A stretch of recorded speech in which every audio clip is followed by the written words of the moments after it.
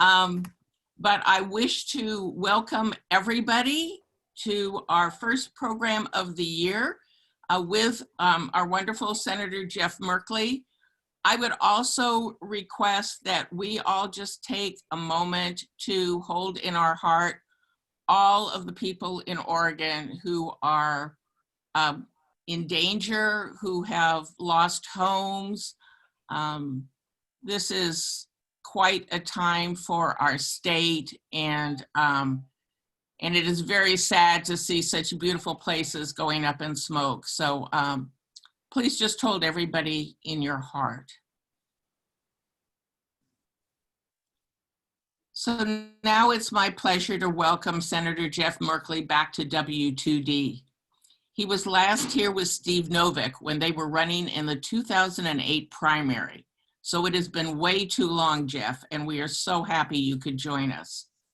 I want to take a moment and remind everyone on this call of Senator Merkley's background because it really laid the foundation for the outstanding progressive senator we have today. He was born in Southern Oregon town of Myrtle Creek and moved to Portland as a young boy. He graduated from David Douglas High School, went on to Stanford, where he received a BA in International Relations, and then on to Princeton, where he was awarded a Master of Public Affairs. He was selected as a presidential fellow and worked in the Office of the Secretary of Defense on the security of American military technology. Upon completion of his fellowship, he moved on to the Congressional Budget Office, where he analyzed nuclear weapons policies and programs and budgets. And then he made a decision that changed the trajectory of his life and for which many of us are grateful. He came back to Oregon. He became the executive director of Habitat for Humanity and set that organization on a course that significantly impacted low-income housing programs across our state. After a number of years, he moved on to become president of the World Affairs Council, dramatically impacting that organization and creating their annual lecture series, which I know many of you attend. In 1998, Jeff ran for the Oregon House, where he rose to the position of minority leader. And so it was in 2006 that I first met Jeff. He was on a mission to flip the Oregon House from red to blue and usher in a new style of governing in Salem. He was out in Beaverton to knock on doors with one of the young people he had recruited to run for office, Tobias Reed, our current state treasurer. The freshman class that he helped bring in was a stellar one and included Chris Garrett, now an associate judge of our Oregon Supreme Court, and Tina Kotek, now our Speaker of the House.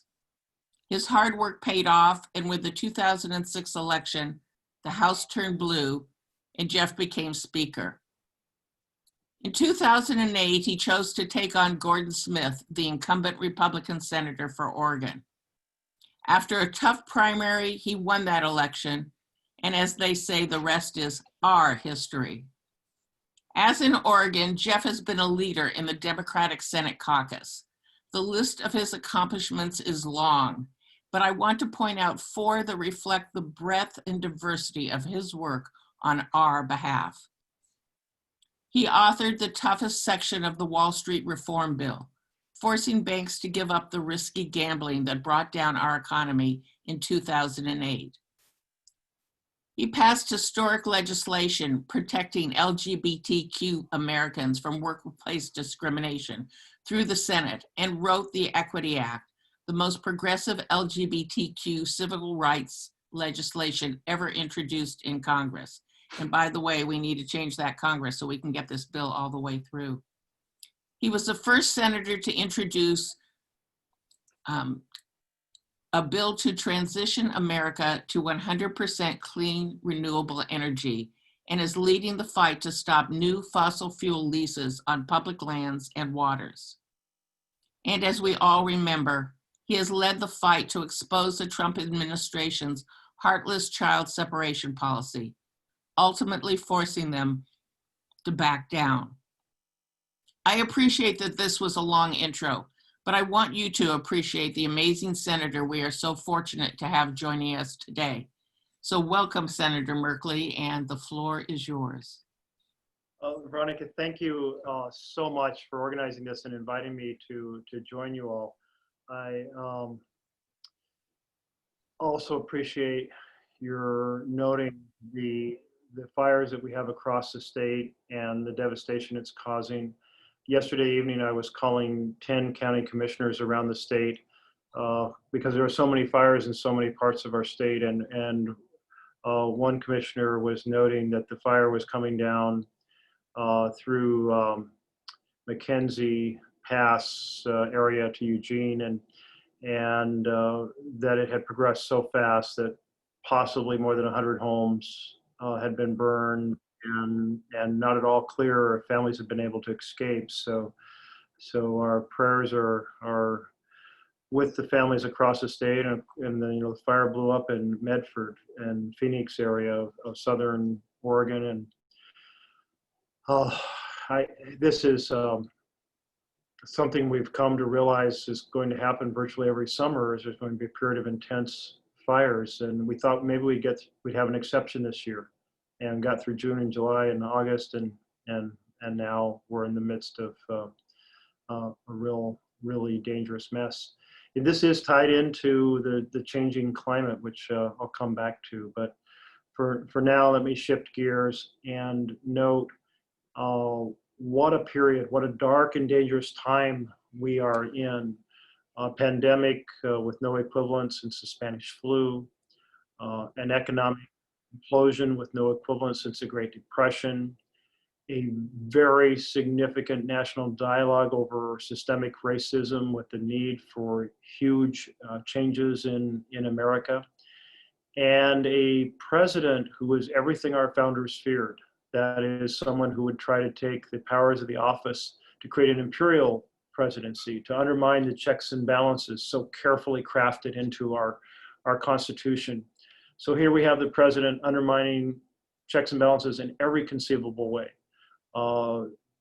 depleting the power of whistleblowers, firing inspector generals. 5 have been fired and probably dozens more intimidated, refusing to provide documents and testimony by government officials to Congress so that the congressional oversight is muted, corrupting the courts with right-wing appointees that are all about government buy-in for the powerful, not government buy-in for the people, attacking the press, which is an essential source of a check and balance in a democracy, and trying to undermine their legitimacy. So it's scary. I mean, who could imagine a president who would be absolutely dedicated to election manipulation to the point of reaching out to foreign powers to try to manipulate the election in America, who would try to undermine the postal system, to undermine vote by mail, who would applaud the voter suppression tactics we see across the country, and yet that's where we are. So much to take on, and the immediate calamity of the Senate, which it is now almost 4 months ago that the House passed the HEROES Act, and it would provide extensive support in all kinds of ways to Americans struggling with the pandemic and the economic implosion, and the Senate has never taken up the bill. Tomorrow, McConnell is going to put a bill on the floor that is a microscopic shadow of what the House has passed, and I had my team call to see if he was going to allow an amendment process, and the answer is no. So it's basically a political move, a very cynical political move. So his senators can say, well, they had some bill, but that bill does so little when so much is needed. So that is truly troubling. To understand what's happened to the Senate, you have to go back to Newt Gingrich. Newt Gingrich observed as minority leader that he didn't have a strong case to replace the Democratic majority, because essentially Democratic majority was working with the Republican minority. The Republican minority was getting a significant share of their objectives enacted.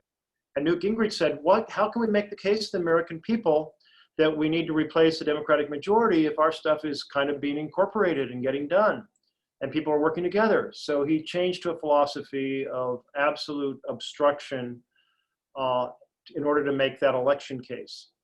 And that is deadly, deadly, deadly to a legislative process. And Mitch McConnell at the time said, well, that gives obstruction a good name. In other words, there's a purpose to obstruction. It's for us to be able to take power. And now we find Mitch McConnell is the Republican leader in the Senate, and he's brought that Gingrich philosophy, which I saw in full bloom when I was first elected in 2009, because he didn't say, let's work together on these issues facing America. He said, let's not work together. Let's do everything to delay. Let's do everything to obstruct. Let's try to make sure Obama has no accomplishments in order to make the case that he shouldn't be elected as president.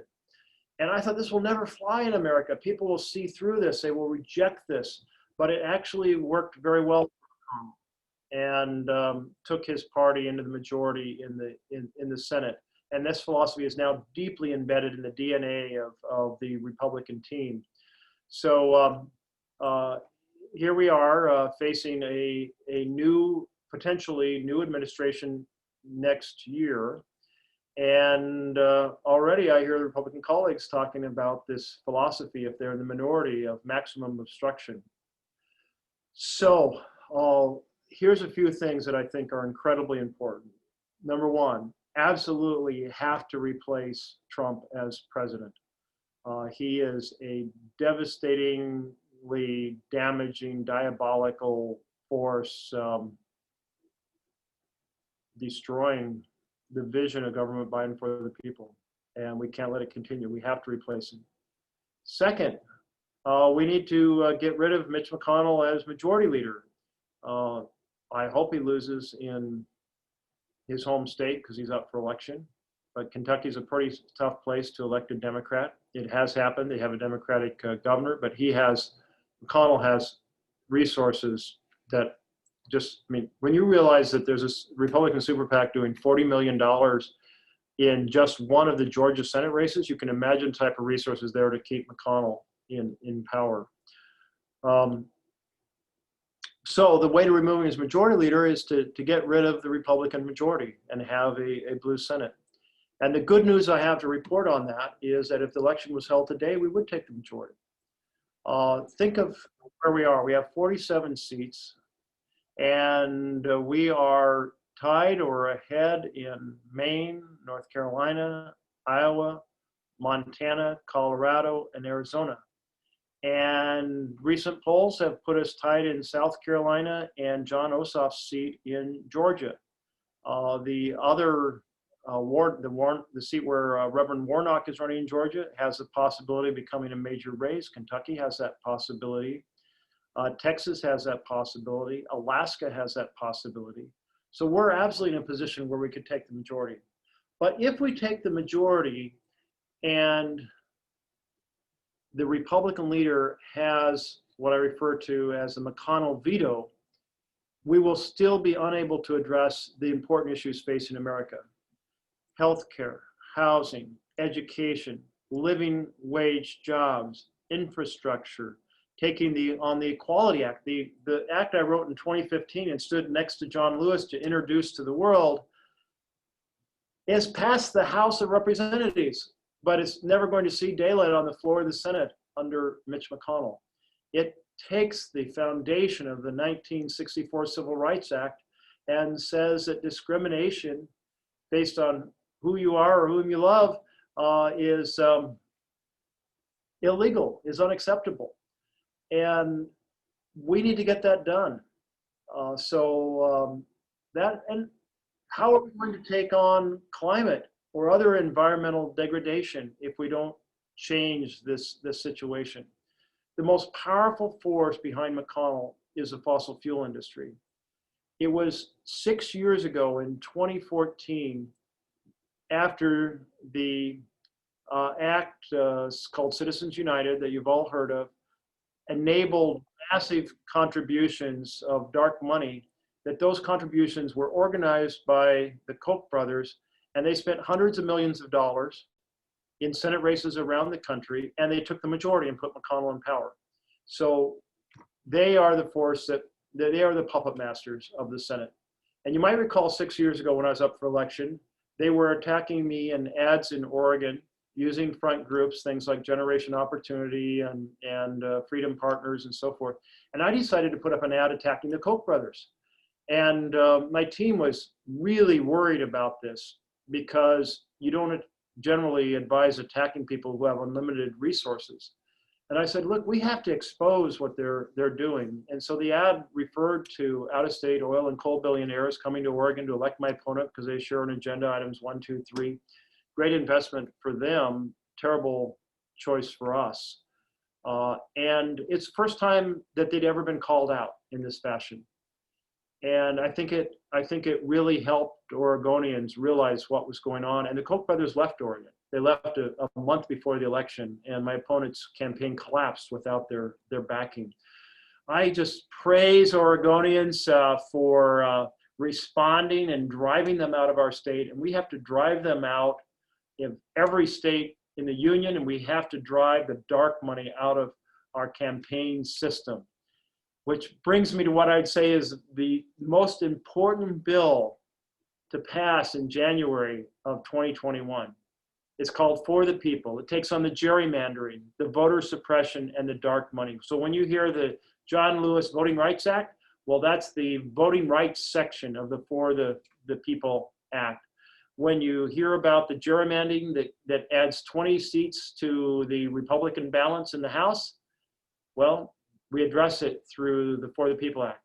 When you hear about dark money, well, we can't change Citizens United by law because it's a Supreme Court decision, but we can shine a light on the movement of every political dollar in this country.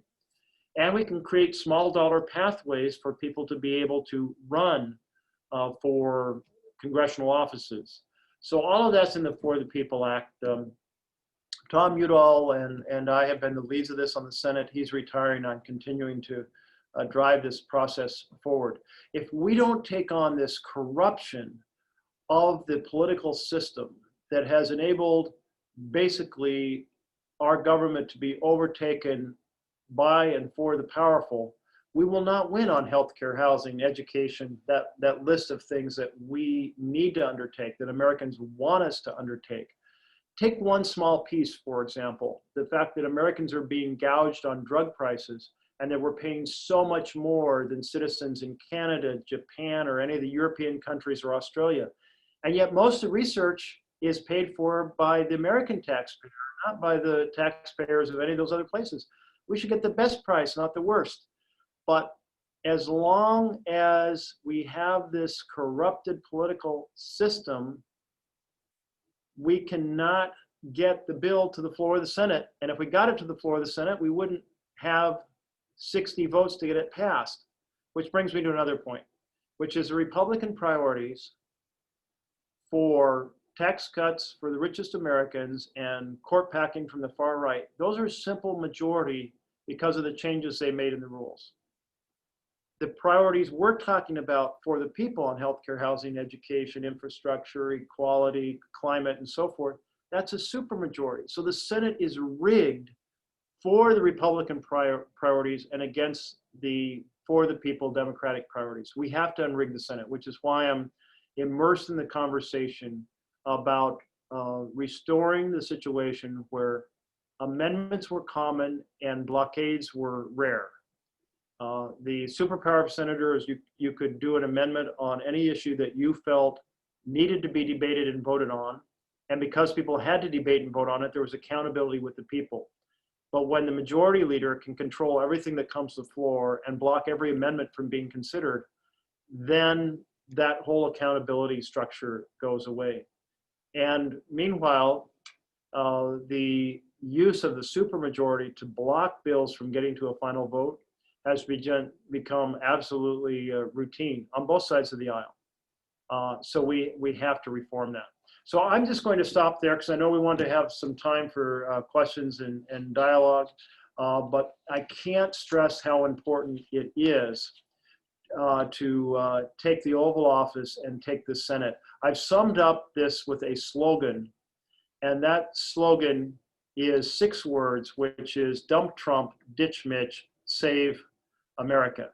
Now, I can tell you as a policy analyst, it's really hard for me to sum up all these important, complicated issues into 6 words, but that's the best I can come up with. I think it shows the mission ahead. And then we have the Oregon agenda, and it's really important that we win the battle here in Oregon. We need 2 more seats in the House and 2 more seats in the Senate to get a walkout-proof majority so that they can function. We have a minority veto now in the Oregon House and the Oregon Senate, which, like the McConnell veto, destroys the very premises of democracy. So a big mission there, and of course the important elections, the re-election of our statewide officers and the election of Shemia Fagan. Thank you very much, Jeff.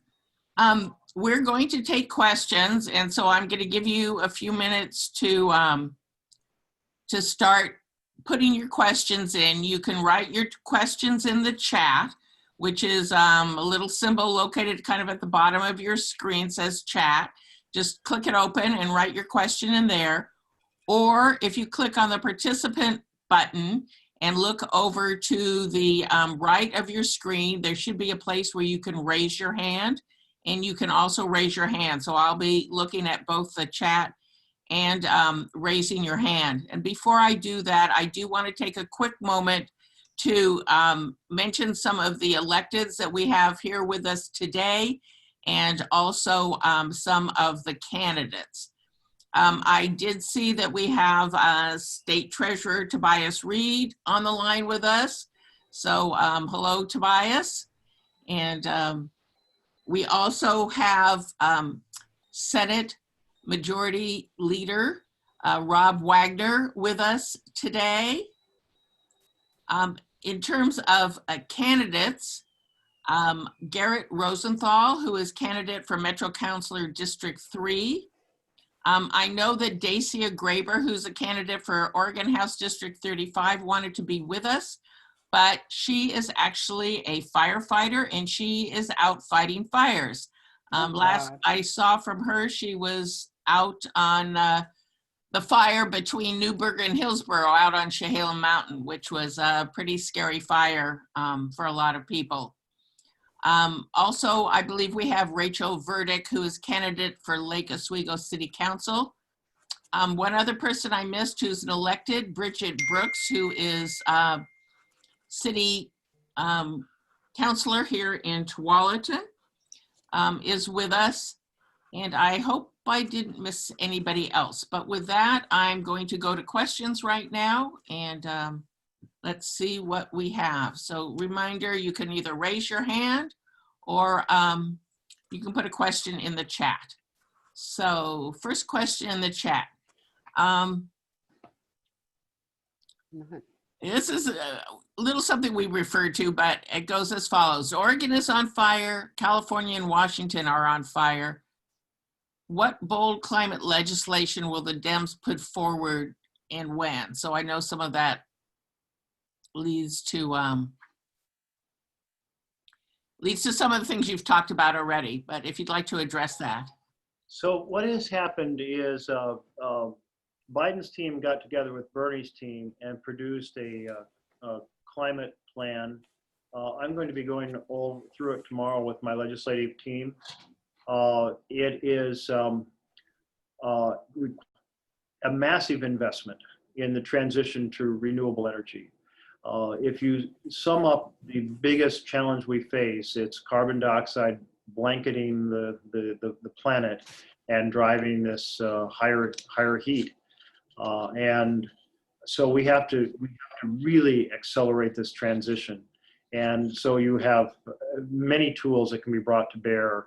I won't try to go on too long about it, but you have the production tax credit and the investment tax credit for wind and solar. You have direct investments you can make in the production of wind and solar. You have R&D. You have energy storage technologies that need to be developed and deployed to help match the demand curve with the supply curve on renewables. You have R&D that needs to go into other areas, some of which are closer at hand. For example, the role of hydrogen, and some of which are still highly theoretical. And I would put fusion energy into that. We have several efforts to be able to create energy by fusing water molecules together. Or actually, yeah, water molecules, or is it hydrogen molecules? Hydrogen molecules, or hydrogen atoms together. So anyway, it's kind of all fronts, if you will. I also, in terms of the production side, we have to quit leasing out our nation's lands. And so we need the law to basically end the leasing program for the extraction of fossil fuels. We have to create good paying jobs in renewable energy. So I did a bill last year in partnership with the construction trades that creates a 10% tax incentive for good paying union style jobs in the utility renewable energy sector. If the unions are fighting us against the transition, it's going to slow us down. Well, let's get good paying jobs and speed up the transition by working in partnership with our construction unions.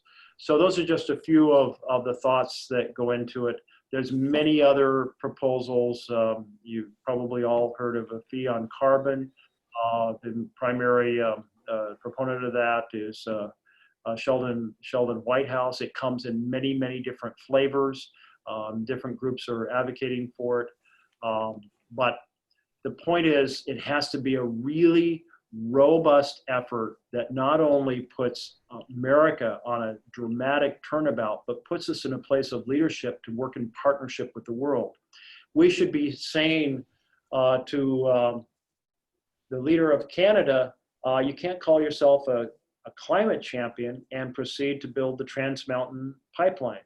We should be saying to China, it's not okay for you to be bribing governments around the world, in the developed world, to do 200 new coal plants. We need to say to Germany, building your energy future on a natural gas pipeline is really bad politics, when that means your money is going to strengthen the Russian government, and it's really bad energy policy. And so forth. We've got to be, but we have to be credible to restore our ability to help lead the world in that effort. Thank you. We have another question. How do you recommend sending money to support the various senatorial candidates, especially progressives? And do you have any recommendations for how to best get out the vote through COVID appropriate methods? Let's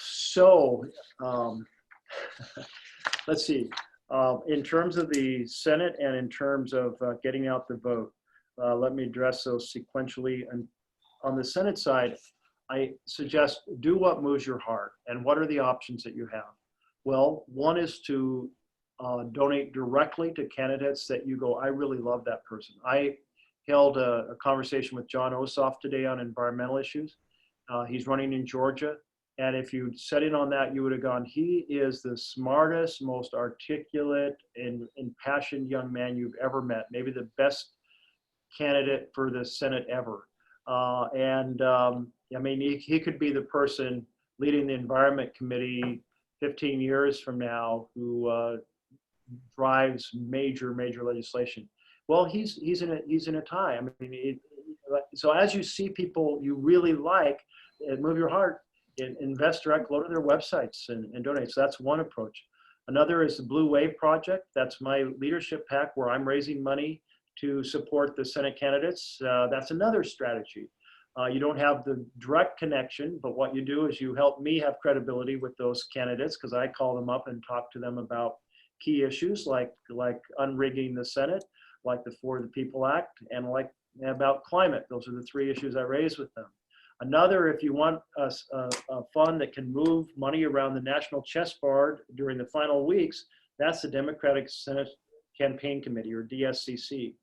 And the DSCC was absolutely instrumental at the start of my race 12 years ago, because when I didn't have money to respond, when Gordon Smith attacked me, they responded. And at the end, when I was close, they balanced out the money outside of his money and my money that was attacking me. They balanced it out in terms of ads. So they can go in where we're close and help secure a victory. So those are three major options on the Senate side. So on the line right now is Sarah Lane Perley. And Sarah Lane, probably you just put your contact in the chat space. And if anyone wants to follow up and is interested in what more information about those three options, happy to do so. I'm really excited about the Senate, because right now we have these tremendous opportunities in races across the country. Maine and North Carolina and Iowa and Colorado and Montana and Arizona. That's kind of the front row.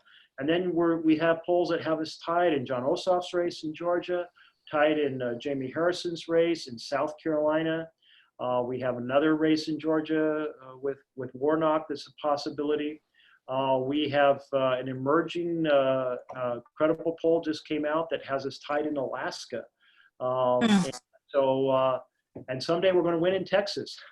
I don't know if it's this year, but someday. But anyway, we have plenty of opportunities, and we got to do everything we can to save our country at this key moment. And then in terms of turnout, the tools that have shifted, there's still some door knocking going on, but people don't answer the door because of the whole situation we're in. So it's shifted to a lot of phone calling and a fair amount of texting strategy. Some of you may have been getting texts, I know I have been, that says I'm a volunteer with so-and-so's campaign, and we could really use your help. We encourage you to support the campaign, or it may be oriented towards preparing to make sure you vote, trying to establish a dialogue. By the way, Tobias is with us, and his turnout is very important in his race. We often overlook the treasurer's race. It was, as Tobias would remind us, a close race 4 years ago. And by the way, we lost the Secretary of State's race 4 years ago. We can't take anything for granted, but I want to just pause for a moment and see if Tobias would like to say anything about the importance of investing here at home in Oregon on some key races.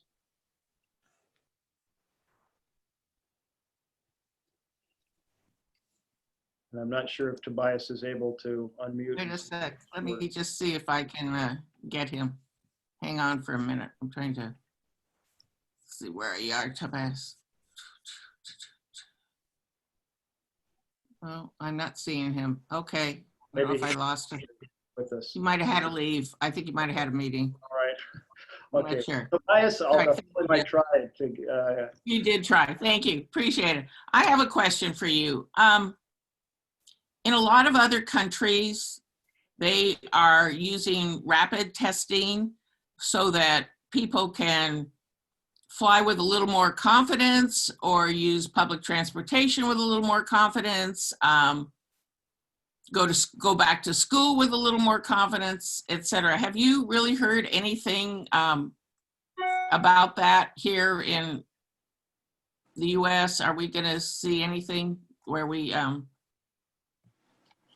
So there are two pieces of this. One is getting quick results on the technology we have, and then other technologies that are coming out that may make it easier to get results without the whole probe up the nasal passages. In terms of the technology we have, it is in many countries possible to get a test result in hours. Why don't we have that? Well, because the president has struck out on the three main tools for taking on the coronavirus. The first tool is personal protective equipment. It's social distancing and masks are really, really powerful, but you need to have leaders saying that it matters. When you have the leader dissing it, continuously undermining the science on it, it's devastating. And Today there was a story about how Trump realized early on that indeed this was a really dangerous virus, but he chose to downplay it to the American people and say it wasn't dangerous. In other words, Trump lied, and thousands of people have died as a result. Right. We'll be approaching 200,000 people. So that's one, PPE. The other is investment in testing, and the third is tracing. And by doing massive investments, several countries have gotten in really complete control of the virus, or very close to it, with very limited outbreaks. China is one. You may have seen this picture of this massive pool party in Wuhan, the place where it all started, because they tested 10 million people, and they caught all the people who had asymptomatic, were sick but asymptomatic, and so they could spread the disease. So those people went to quarantine, and so there's virtually no contagion.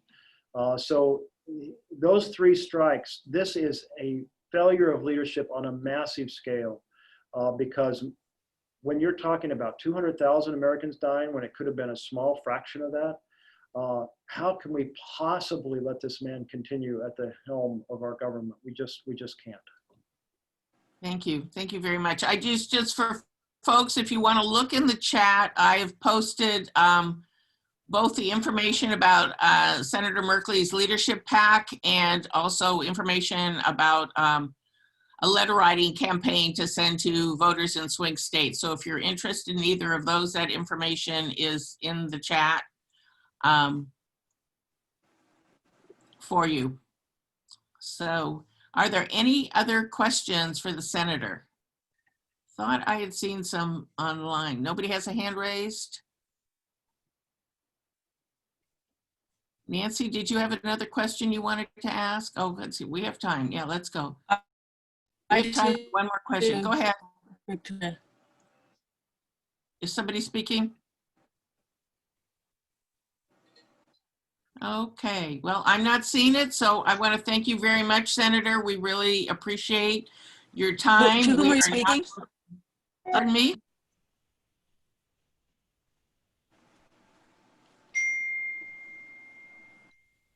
I'm sorry. Well, we'll go ahead and thank you very much, Jeff. And we wish you the best, and we are going to do our very best to ensure that we can get you the Senate you need so that we can move forward as a country.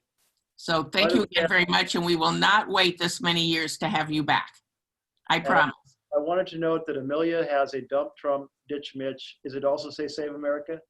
Save America t-shirt on. Thank you. That's the plan. That's what we have to do.